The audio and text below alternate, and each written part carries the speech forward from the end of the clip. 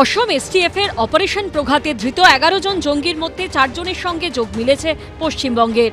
ক্যানিং থেকে গ্রেপ্তার হয়েছে কাশ্মীরি জঙ্গি। অসম থেকে ধৃত জঙ্গির কাছে মিলেছে এ রাজ্য থেকে ধৃত জঙ্গির লেখা বই। আর এবার দিল্লিতে ধৃত বাংলাদেশের নাগরিকদেরও বং কানেকশন সামনে এলো। দিল্লিতে বসবাসকারী বাংলাদেশি নাগরিকদের হাতে মিলল বাংলার ঠিকানার আধার কার্ড।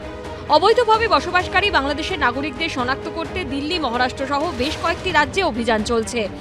এরই মধ্যে দক্ষিণ পশ্চিম দিল্লির বসন্তকুঞ্জ এলাকায় অভিযান চালিয়ে প্রথমে এক দম্পতি ও তাদের 6 সন্তান সহ 8 জনকে গ্রেপ্তার করেছে দিল্লি পুলিশ। রাজধানী থেকে আরও 7 জনকে অনুপ্রবেশের অভিযোগে পাকড়াও করা হয়। পুলিশের দাবি, এরা পশ্চিমবঙ্গের সীমান্ত দিয়ে ভারতে ঢুকেছিল। জাল নথি নিয়ে বানিয়ে নেয় এখানকার আধার কার্ড। এরপর পশ্চিমবঙ্গ থেকে এসে তারা দিল্লিতে থাকতে শুরু করে।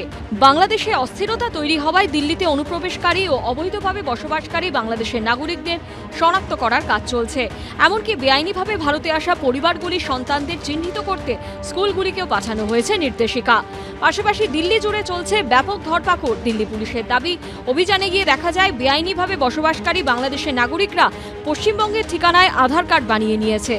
নথি আসল নাকি নকল তা নিয়ে সংশয় থাকায় প্রথমে পদক্ষেপও করতে পারেনি দিল্লি পুলিশ। আধার কার্ড ভুয়ো প্রমাণ হবার পর পরিবারটিকে বাংলাদেশে ফেরত পাঠানো হয়। প্রায় প্রত্যেক দিন এরকম জাল ডকুমেন্টস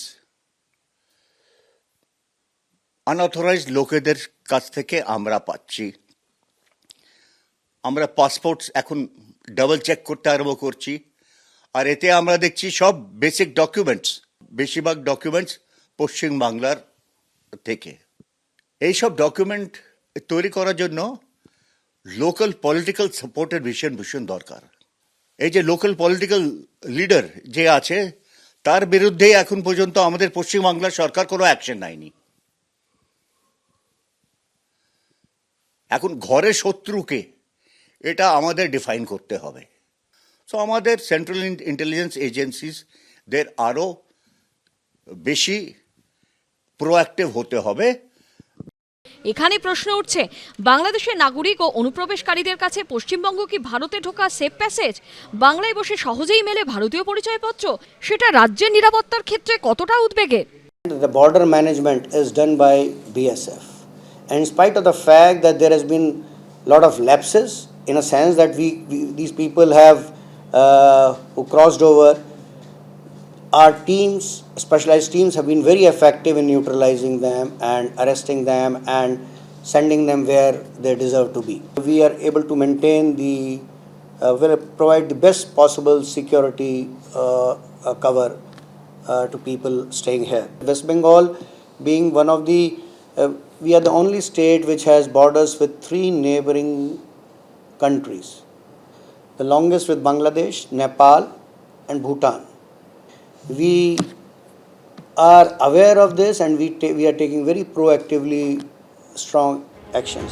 অনুপ্রবেশকারীদের বাংলা কানেকশন নিয়ে চলছে রাজনীতির পারদ। 40,000 স্কুলের চাকরি জাল, WBCS এর এক্সিকিউটিভের তার মার্কশিট জাল, মুখ্যমন্ত্রীর দরবারে যারা গ্রুপ ডি স্টাফ তাদের নিয়োগ জাল, আপনার এখানে রেশনে জাল, মিড ডে মিলে জাল, পুরোটাই তো জলে ভর্তি। এখানে তো স্বাভাবিকভাবেই নথিও জাল হবে, এখান থেকেই হবে। না, ত্রিপুরার ডকুমেন্টটা তো ত্রিপুরায়, তাহলে বাংলার পাশাপাশি ত্রিপুরা। আসামের ডকুমেন্টটা তো আসামে, তাহলে বাংলার পাশাপাশি আসাম, তাহলে বাংলাতেই হচ্ছে, এটা বলা ভুল। সীমান্ত থেকে যদি একটা জনবহুল এলাকায় এত মানুষ ঢুকে পড়ে, মনে রাখতে হবে আমাদের এখানে প্রচুর প্রাকৃতিক দুর্যোগ হয়। কেউ বললো আমার বাড়িতে আগুনের লেগে সব পুড়ে গেছে, কেউ বললো বন্যায় ভেসে গেছে। এবার মানবিকতার খাতিরে বিভ্রান্তি তৈরি হয়ে যায় কিছু কিছু ক্ষেত্রে বিভিন্ন স্তরের যারা জনপ্রতিনিধি আছেন বা কেউ। এবার সেই জায়গাটা আরও সতর্ক হতে হবে, নিশ্চিতভাবে হতে হবে। গত কয়েকদিন আগে ত্রিপুরাতে একটা বিরাট গ্যাং ধরা পড়েছে, তাদের দালাল এজেন্ট সব শুদ্ধ আসামে ধরা পড়েছে। তাহলে শুধু বেছে বেছে বাংলাকে কেন টার্গেট করা হচ্ছে?